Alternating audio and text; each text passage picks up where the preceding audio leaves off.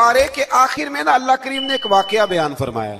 اس میں اللہ تبارک و تعالیٰ نے نا بنی اسرائیل کا ایک واقعہ بڑی تفصیل کے ساتھ، اور وہ اس پارے کے اختتام پر عقیدے کے لحاظ سے، نظریے کے لحاظ سے، سمجھنے کے لحاظ سے بڑی اہم چیز ہے، اس پر ضرور غور فرمائیں. وہ یہ ہوا کہ بنی اسرائیل کے اندر ہمیشہ ایسے ہوتا تھا کہ اللہ تبارک و تعالیٰ ایک پیغمبر اور ایک بادشاہ، بنی اسرائیل کے اندر ہمیشہ نبی اور بادشاہ موجود رہتے تھے. ایک وقت ایسا آیا کہ بنی اسرائیل میں کوئی نبی نہیں تھے، اور بنی اسرائیل کا جو اپنا علاقہ تھا نا وہ ملک شام ہے. تو قوم عمالقہ ایک قوم تھی اور بڑے سخت گیر لوگ تھے. انہوں نے بنی اسرائیل والوں کے ساتھ لڑائی کی، جہاد کیا، اور انہیں ان کے علاقے سے نکال دیا.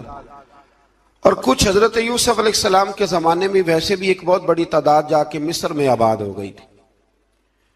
اب یہ ہوا کہ ان کے پاس کوئی بادشاہ نہیں ہے، یہ بار بار دعا کرتے ہیں، التجا کرتے ہیں. تو اللہ تعالیٰ نے ایک پیغمبر انہیں عطا کیے جن کے مختلف نام کتابوں میں ہیں.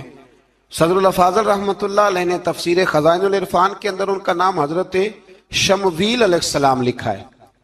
حضرت شمویل علیہ السلام کو اللہ تعالیٰ نے نبوت عطا فرمائی، اور جب حضرت شمویل علیہ السلام اللہ کے نبی ہوئے، بنی اسرائیل والوں کو یقین آیا کہ اللہ نے الحمدللہ ہمیں ایک نبی کے جھنڈے تلے جمع کر دیا ہے، تو پھر انہوں نے کہا کہ آپ ہمارے سامنے ایک بادشاہ بھی مقرر کریں تاکہ ہم اس کی سرپرستی میں جہاد کریں. جب انہوں نے یہ بات کی تو اللہ تبارک و تعالیٰ نے حضرت شمویل علیہ السلام کے ذمے لگایا. تو ایک اس زمانے میں اللہ کے نیک بندے تھے، جناب طالوت علیہ السلام ان کا نام تھا. تو حضرت شمویل علیہ السلام نے انہیں کہا کہ اللہ کریم نے نا تمہارا بادشاہ طالوت کو بنایا ہے. ان کا نام بھی قرآن مجید نے ذکر فرمایا ہے. تو بنی اسرائیل کے لوگ کہنے لگے یہ تو غریب آدمی ہے، وہ بکریاں چرایا کرتے تھے، لیکن علم میں بڑے پختہ تھے، وجود میں بڑے طاقتور تھے.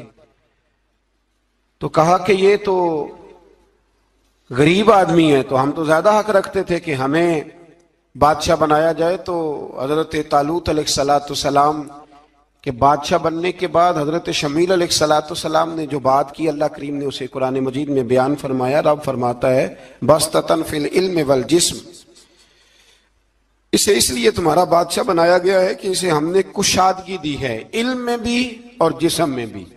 بڑے ماشاءاللہ موٹے تازے تھے، وجود بڑا طاقتور تھا. کچھ موٹے تازے ہوتے ہیں پر طاقتور نہیں ہوتے، موٹے تازے بھی تھے اور طاقتور بھی تھے. فرمایا کہ وجود میں بھی طاقت ہے اور علم میں بھی اللہ نے انہیں وسعت عطا فرمائی.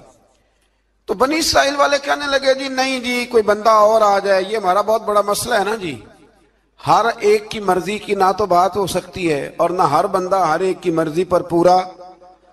کہنے لگے نہیں جی کوئی اور ہونا چاہیے تھا، ہمیں کیسے پتا چلے گا کہ اللہ نے مقرر کیا ہے. بڑی خاص بات ہے، اس کو سمجھیے گا، یہ سارا مضمون آپ کو ملے گا اسی پارے کے آخر میں. آپ پڑھیں گے نا جی تو یہ سارا مضمون آپ کو ملے گا، اور آپ اگر سرسری نظر سے بھی اس کا مطالعہ کریں گے نا، جا کے قرآن شریف کھول کے 15ویں سے 16ویں رکوع میں، آپ خوش ہوں گے کہ آپ کتنے اچھے نظریے اور عقیدے کے ماننے والے ہیں. تو جب کہا نا کہ طالوت کو ہمارا بادشاہ بنایا گیا تو دلیل کیا ہے، تو قرآن کہتا ہے کہ حضرت شمویل علیہ السلام نے فرمایا کہ تمہارا ایک تابوت تھا، ایک صندوق تھا تمہارے پاس، وہ صندوق تمہارا قوم عمالقہ اٹھا کے لے گئی تھی. ان کے بادشاہ ہونے کی دلیل یہ ہے کہ اللہ تمہارا وہ صندوق تمہیں واپس کر دے گا، وہ تمہارا صندوق تمہیں واپس کر دے گا. اس صندوق میں کیا ہے؟ وہ حضرت آدم جنت سے ساتھ لے کے آئے تھے. اس میں تھا کیا؟ تو قرآن مجید کہتا ہے کہ اس کے اندر نا حضرت ہارون علیہ السلام اور حضرت موسیٰ علیہ السلام کے تبرکات تھے. تبرکات. کل میں ایک مولوی دیکھ رہا تھا بیچارہ، ایک بندہ نا مسجد نبی کے ساتھ غلاف اور شاید کوئی کفن تھا، وہ مسجد نبی کی دیواروں سے مس کر رہا تھا. تو وہ کہہ رہا تھا نہیں اس سے کیا ہوتا ہے، تبرک کوئی چیز نہیں، اچھے اعمال کی وجہ سے بندہ بخشا جائے گا. میں نے کہا تو مجھے ملے تو میں تجھے بخاری کھول کے دکھاؤں کہ حضرت عبد الرحمن ابن عوف جنہیں حضور نے قطعی جنتی کہا، حضور کے وجود پر کرتا دیکھ کے کہنے لگے حضور بڑا ہی سونا لگ رہا ہے. تو فرمایا تجھے چاہیے حضور مل جائے تو کیا ہی بات ہے.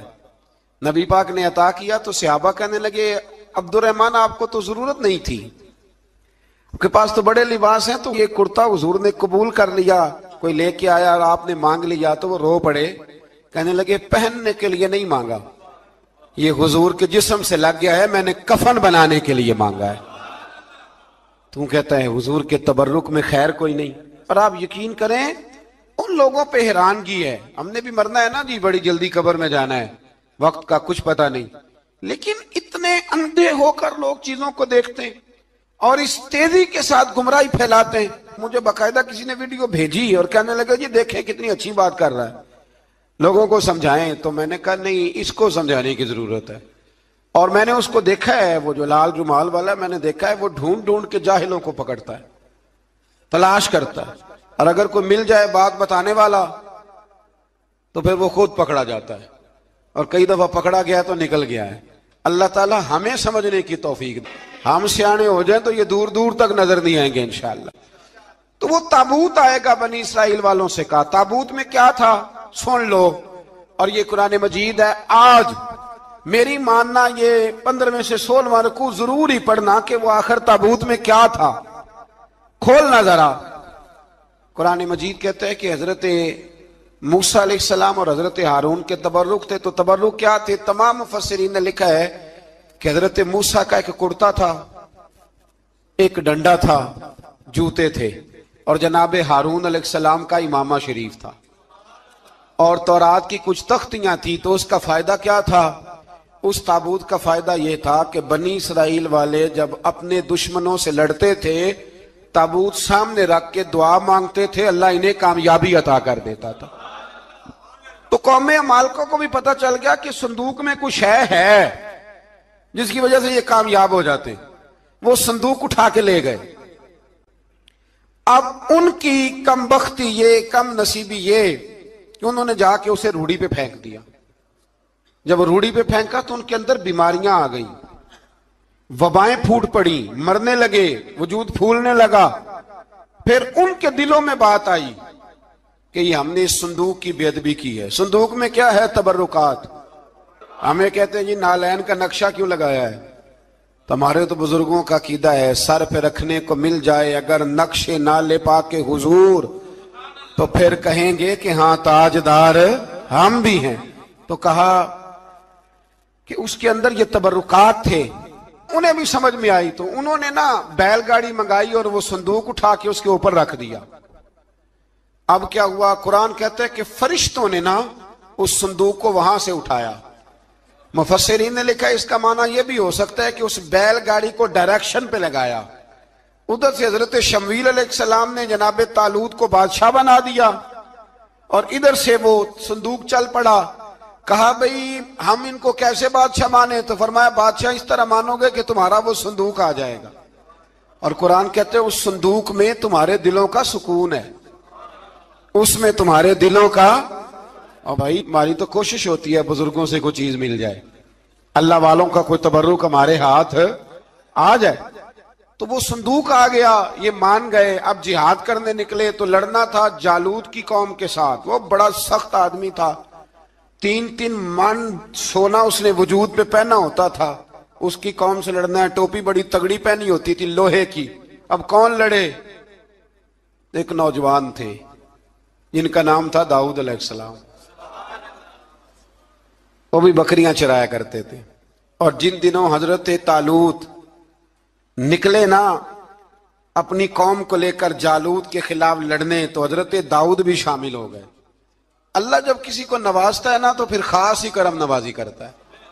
مفسرین نے لکھا جب یہ جا رہے تھے نا, وہاں جا رہے تھے تو رستے میں انہیں 3 پتھر مل گئے. انہوں نے وہ تینوں پتھر اٹھا لیے.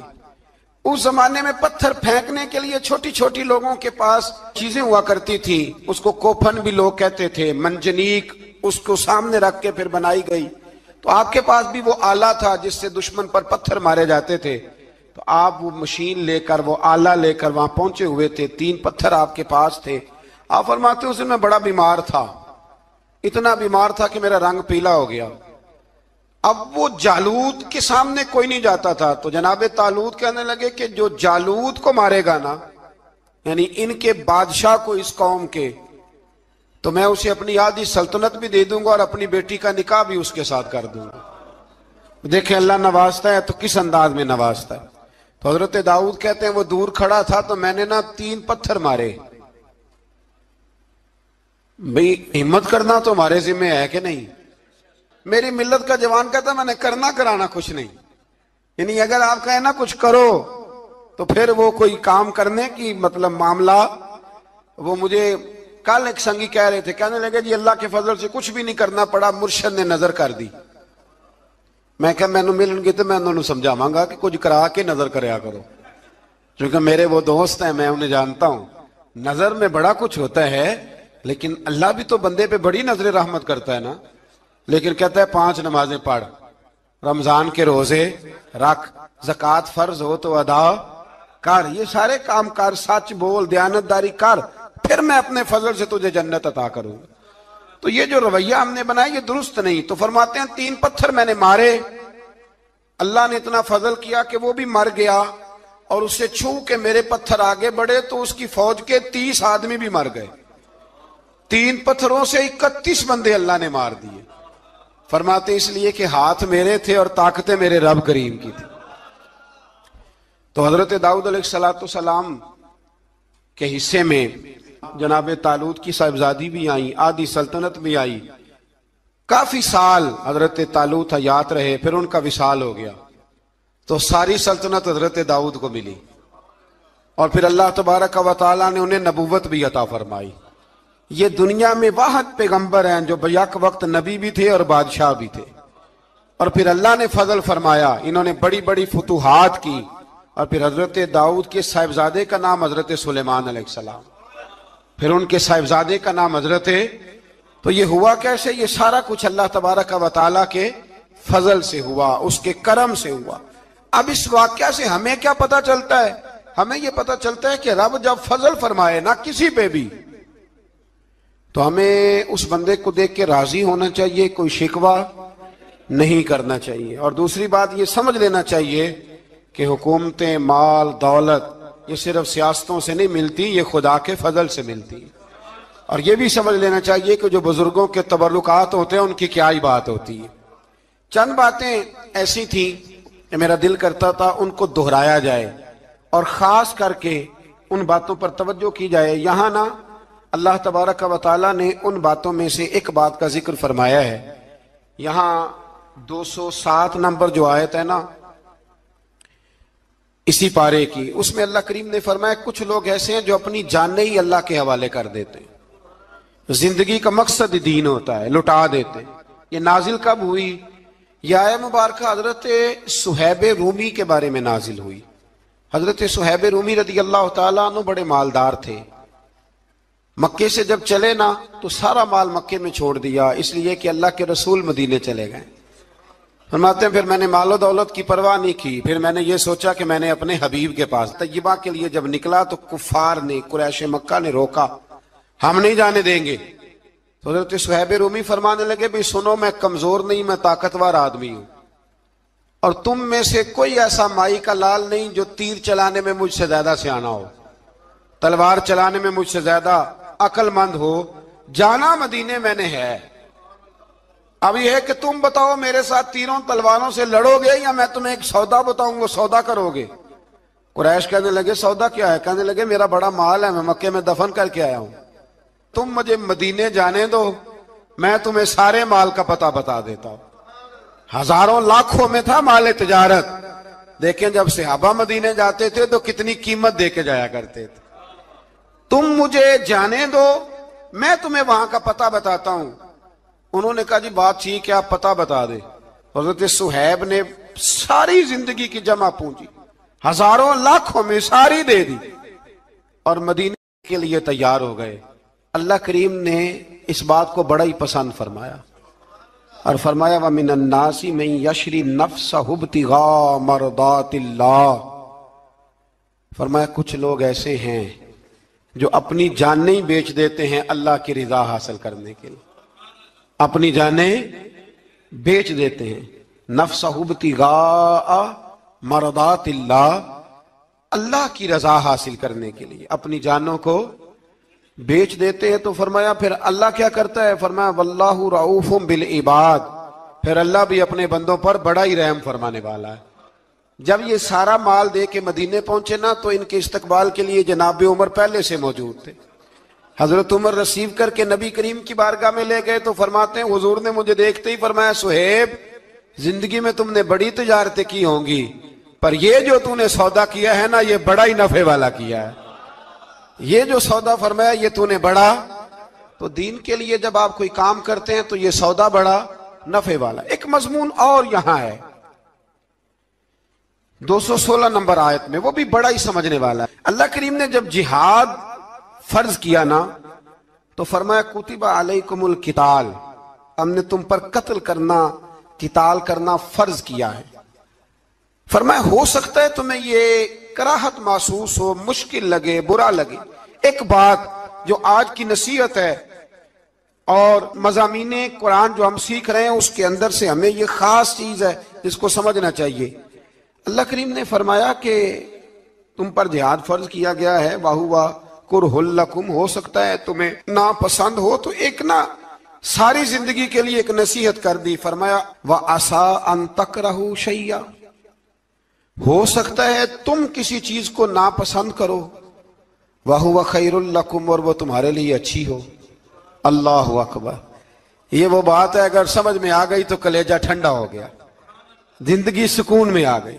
فرمایا ہو سکتا ہے تم کسی چیز کو ناپسند کرو اور وہ تمہارے لیے بہتر ہو۔ وَعَسَىٰ أَن تُحِبُّوا شَيْئًا، ہو سکتا ہے تم کسی چیز سے محبت کرو، وَهُوَ شَرٌّ لَكُمْ، اور وہ تمہارے لیے بری ہو، اچھی۔